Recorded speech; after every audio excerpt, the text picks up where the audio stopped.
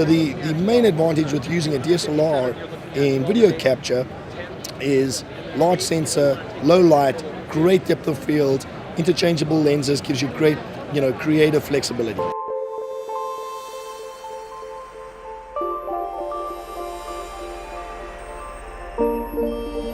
For a lot of people who are interested in getting started, that they're probably going to want to look at cameras like the 5D Mark III and possibly the 7D because they offer a very low entry price, but they still have some tremendous image quality for HD. Now, the 5D Mark III in particular, I think, is the one that I would point to as being the best overall right now. We saw one of our competitors come out with a video on a DSLR before we did, and we actually knew that we were able to do that, but we wanted to wait in the market a little bit so that we could do it properly. And one of the main disadvantages on a DSLR is that when a person doesn't know too much about manual focus and has all the tools for external audio capture and all those other things, you'd really have to be a professional, be kitted out with some extraordinary rigs to go out and film or capture proper DSLR video. The form factor of a DSLR to begin with is built for still photography. So the first thing you'll notice when you start to shoot video with it is that it has an aesthetic an unbalanced aesthetic, a handheld look that is not expected or conducive to filmmaking. So just by adding a few points of contact, even if you didn't have a rig like this, even if it was just a Z finder on the back, now you have, you're not holding it in front of you, you've got another point of contact on your face. By adding a little gun stock, that's another point of contact. Now all of a sudden, you're more like a tripod and much more stable. So just by adding a few small elements like that, not even a large rig like this, you'll start to change the look and the aesthetic of your shots immediately, which it needs for that type of form factor camera.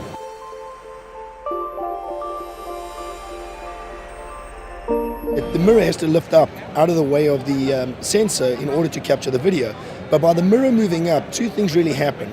One is that your viewfinder gets blocked by the mirror, so you can't use a viewfinder during video capture, and that's particularly bad when you're filming outdoors. So if you're shooting outdoors and it's too bright, to use the LCD, you want to use a viewfinder for framing. You can't do that on a traditional DSLR. The second thing is that your phase detection, and this is the most important thing for most people, the phase detection autofocus system gets disabled.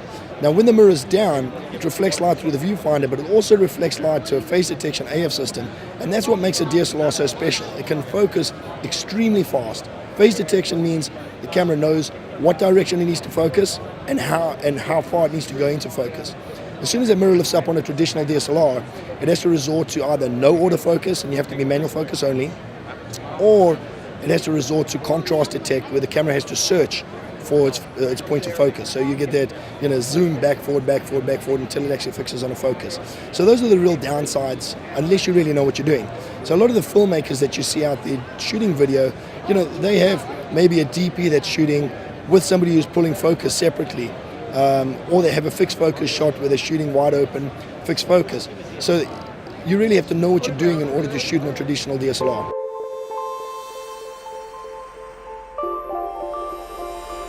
Well, here at NAB 2012 is actually our first time to expand the Cinema EOS system into 4K. And so what we've done is we've introduced the EOS 1DC and also the EOS C500.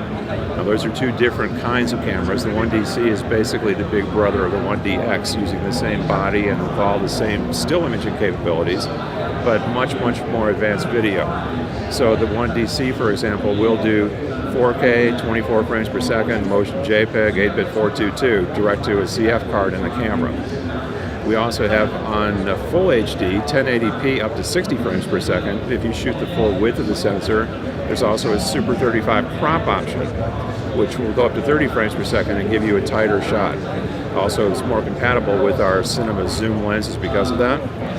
The 1DC also shoots Canon log gamma, which is a different picture profile that is more in line with what we're doing on the C300 and the C500, so that footage from all three of those cameras can be intercut. What Sony's done differently though, is we introduced our translucent mirror technology. Translucent mirror technology means that the mirror doesn't have to move out of the way, light passes straight through to the main sensor, which means we're capturing video while the mirror is down. The phase detection autofocus system is always engaged, and you can get a preview to the EVF, and we have an ultra bright OLED that you can get use the viewfinder while shooting video. So you can use constant face detection AF, and an electronic viewfinder while shooting video outdoors or in any really real situation. So we try to hold back until we got the right solution, and we think we did.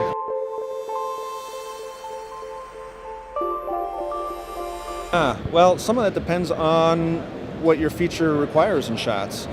But certainly, I'll just take a stab and say that you would probably want a rig that can support a follow focus and matte box, so that you can control your image with filters and shade the lens and things like that. And then they have a follow focus on to have an assistant if you have that kind of a crew to pull focus for the operator. Depending on if you're going to do some run and gun kind of shots or handheld, you might want to use a cage, which can be built around the basic base plate that you would get for low mode shots, let's say, things like that. So it's going to depend on your shot list. But basically you want to start with the base plate that, of course, you can build off any accessories of ours onto it, and you can make it as big as you want or keep it as small as you want.